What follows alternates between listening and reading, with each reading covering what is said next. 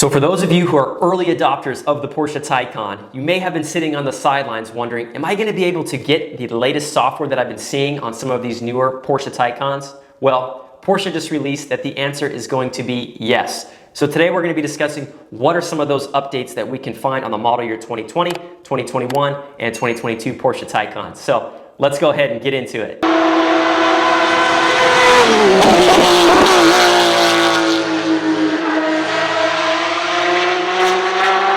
So since the release of the Porsche Taycan in 2020, Porsche has delivered just about 75,000 Taycans. Now that is a lot of Taycans for such a smaller boutique company as Porsche. Now Porsche is going to be calling this update coming to the Taycans as the update with a capital P.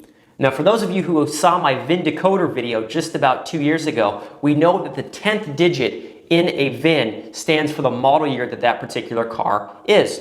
So for model year 23, it is a P. So that's why Porsche is doing update with a capital P, is we're bringing the model year 20, 21, and 22 vehicles up to 23 standards. Now, what are some of these updates that we're gonna find as part of this update?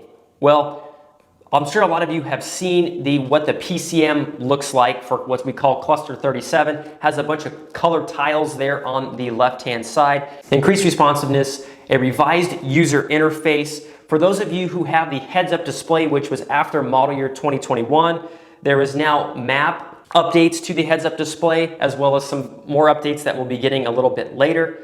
We also have native Spotify integration. So of course you have to have a Spotify account, but you can just log in without having to do it from your phone. It can all be done from the PCM.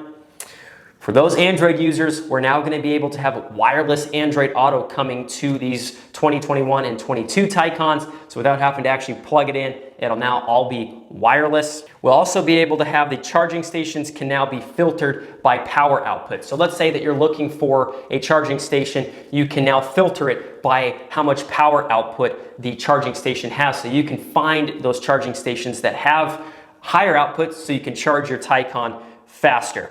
You'll also be able to use your onboard owner's manual via the Porsche voice pilot or voice control to be able to find anything in the owner's manual without having to go through or even flip through the good to know manual. Now there's quite a few updates that are coming to the Taycan's powertrain as part of this update. So the largest update has to do with the all-wheel drive models, and with the all-wheel drive models, the front electric motor will be decoupled in partial load range and in range in driving modes. And with this, it's going to actually increase the Taycan's overall range, because now we're not going to be full-time using that front motor. So that's going to happen if you're going to be coasting. If you're sitting at a stoplight, that front motor is going to be decoupled. And then of course, if you're in the normal or range mode, just under partial throttle, it is going to be decoupled. Now, let's say you want to accelerate really hard in either range or normal mode. Within about 20 milliseconds, that front motor is going to be able to be recoupled, and of course you'll be able to accelerate very, very quickly.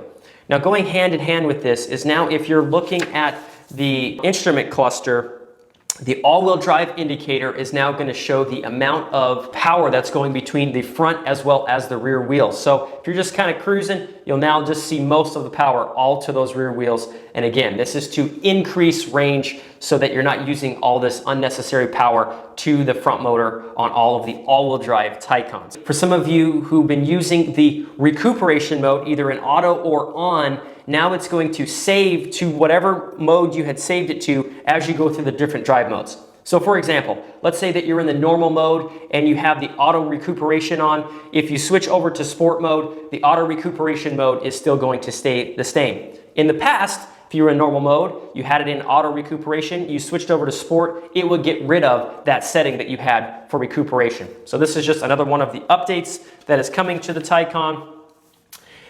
Another larger update has to do with the overall thermal management of the Taycan. So the battery can be preconditioned faster into a higher temperature. This allows for optimum charging curve performance at a higher state of charge. So the Taycan is going to be able to charge a little bit quicker. This is especially going to be apparent when the car is at very lower temperatures, or the battery is for that matter, that the car is going to be able to increase the battery temperature so that the car charges even a little bit quicker. So that's a really, really nice update.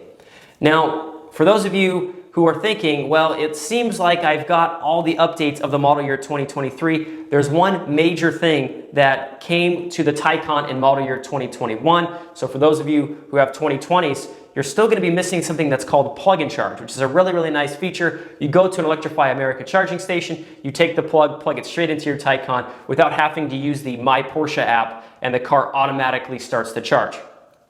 This is still not going to be available via this update. So you would now have to do what we would have to actually retrofit something called the onboard 22 kilowatt charger. And this would be at your own expense, but this will bring something that we call plug and charge, as well as, of course, being able to charge a little bit faster if you're at a home station or if you're at just a little bit quicker charging station, maybe on the go. So if you want to add plug and charge, you're going to have to retrofit the 22 kilowatt onboard charger at your local Porsche store. Not sure of the pricing of that, so you'll have to check with your local Porsche dealer. But that is the only thing for model year 20 that you will not be able to get as part of this update. For those of you who are in Europe and around the world, Comfort Access was not standard on the Taycan. So now you'll be able to download via FOD or Function on Demand the Comfort Access to your Taycan. For those of you who have seen my FOD video, it's very, very cool. You just log into my Porsche account. You can go to the functions that are available to your Taycan, and now you'll be able to download Comfort Access, which is just the ability to have the key in your pocket and walk up to your Taycan, and the door handles will automatically unlock and you just hop in the car and start the car. So that is something that now you'll be able to do if you're in Europe. And we're also going to have an expansion of over-the-air services. We're not exactly sure what all those are going to include quite yet, but I'm sure we'll be getting a list here pretty shortly. But that pretty much wraps up all of the updates that we can find as part of this update from Porsche for the model year 2020, 2021, and 2022 Porsche Taycans. If you guys have any questions, please leave them down in the comments below. We'll see you guys in the next video. Thanks for watching.